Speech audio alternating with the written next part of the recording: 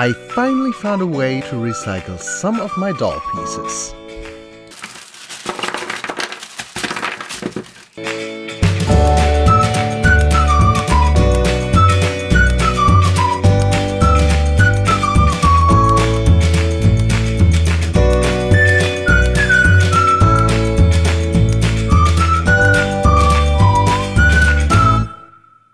Ten years ago, we started to make themed birthdays for each other in one of my friend groups.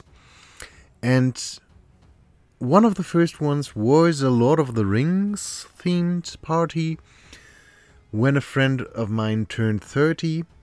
This year she turned 40 and she wished for another Lord of the Rings themed party.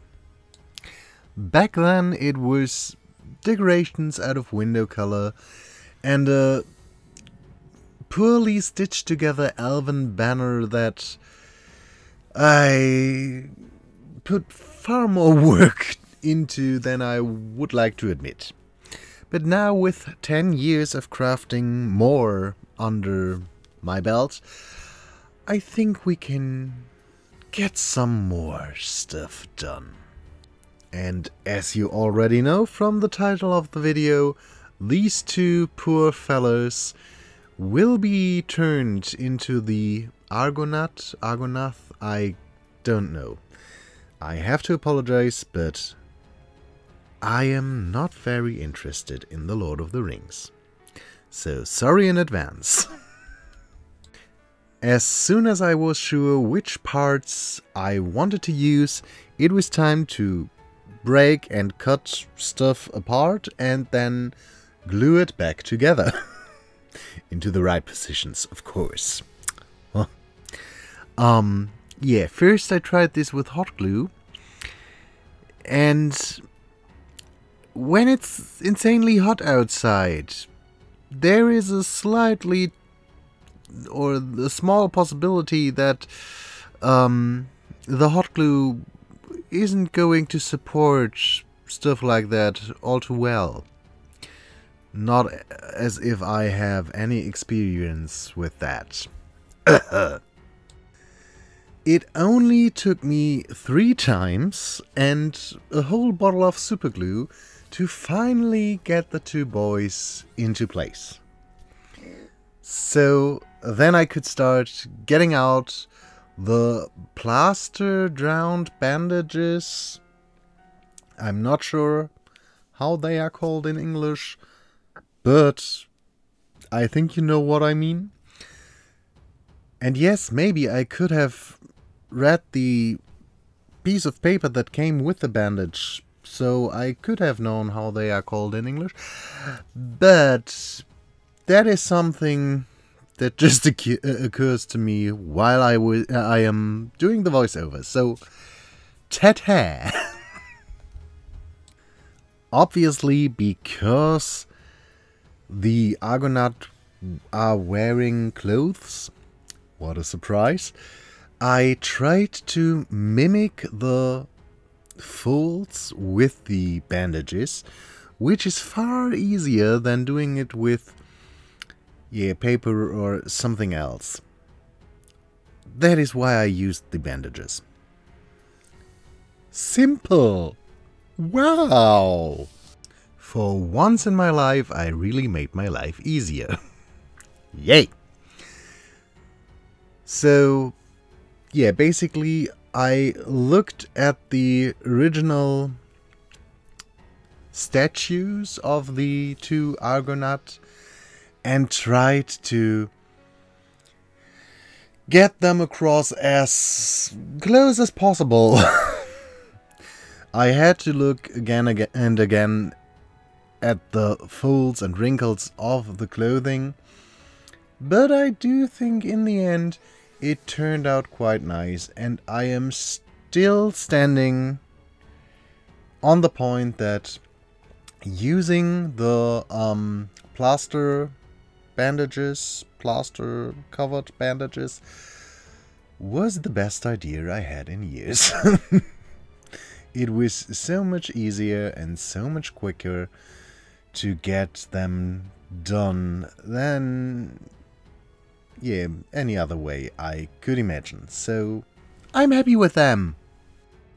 In case you did something wrong and some folds are completely different than they should be, just take a piece of bandage, fold it onto each other or itself, and put it on there. You can get away with it. Even if you just use the bandage plaster thing as a base and then cover it with some air dry clay, for example. It's nice. It's far faster. I don't know why I haven't thought of this earlier for some projects of mine. Yeah. Ta-ta. For the rock formations around the two, I just took out some aluminium foil and slightly smushed it together to get, yeah, something resembling the rocks. And then I covered them in the plaster bandages as well. This way, instant rocks. Fast, easy. I am so happy with how they turned out.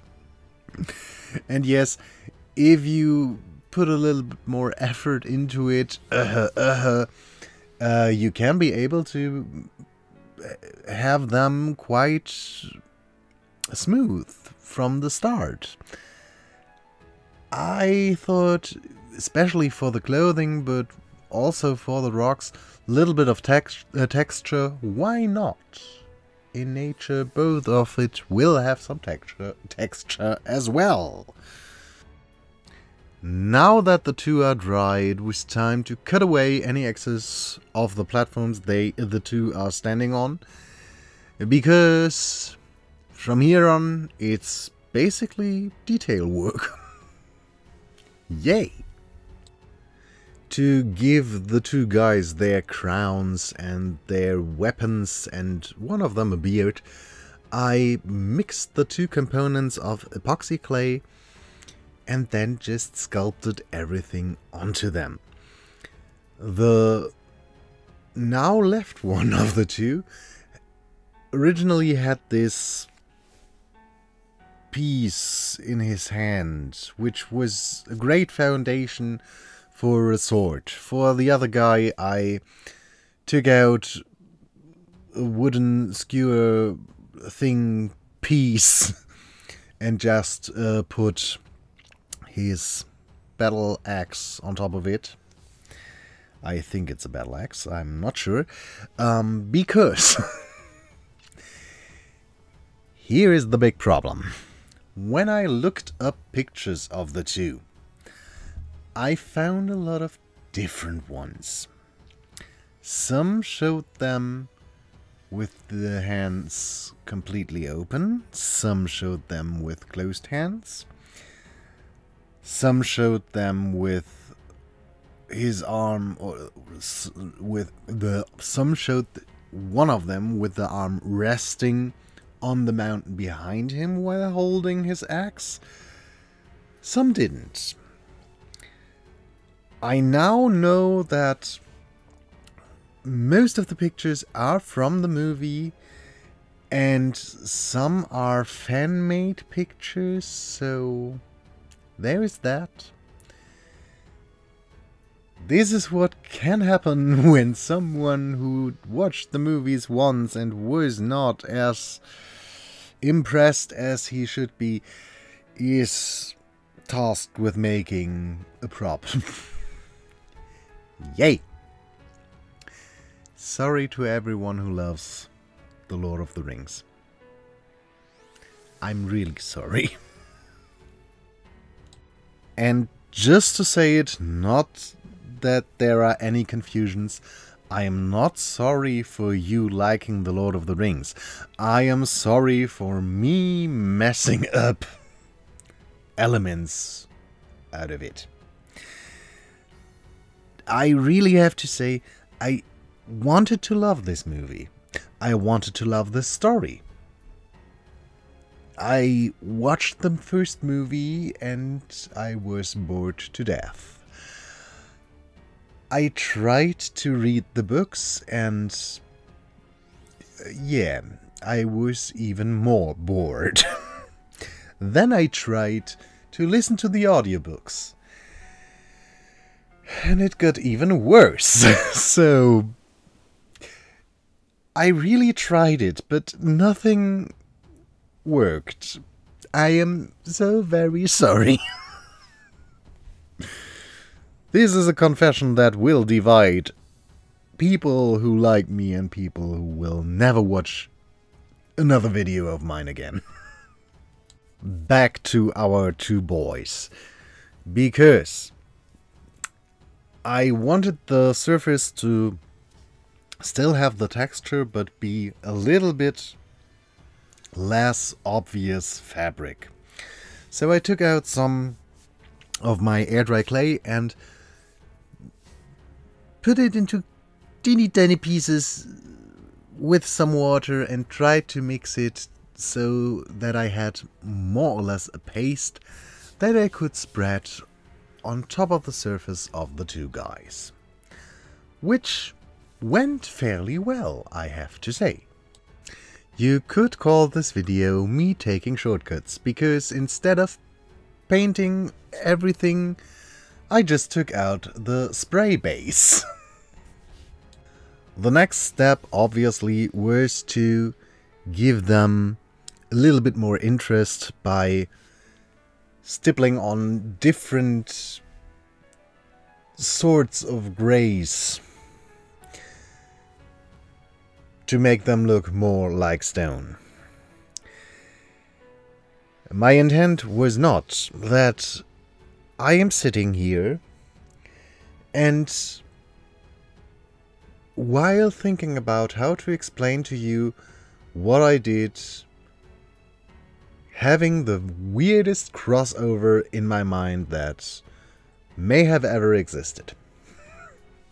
At least in my fantasy. And in what occurs in my head. Because telling you that I mixed up different shades of grey led to the idea of a crossover between Lord of the Rings and 50 Shades of Grey. You're welcome. I will never get this out of my head again. And I don't like it. To finally finish the two guys, it was time to put on a black wash, and after that some white dry brushing, and I was quite pleased with them. And I do think our birthday girl kept them, so everything is fine. I told her if she doesn't want them, I take them back, because too much work went into them. And yes, I told you that I used a lot of shortcuts and how easy it was, but still they were quite a lot of work. And I have to admit, for something that I'm not that interested in, I am quite proud of the two.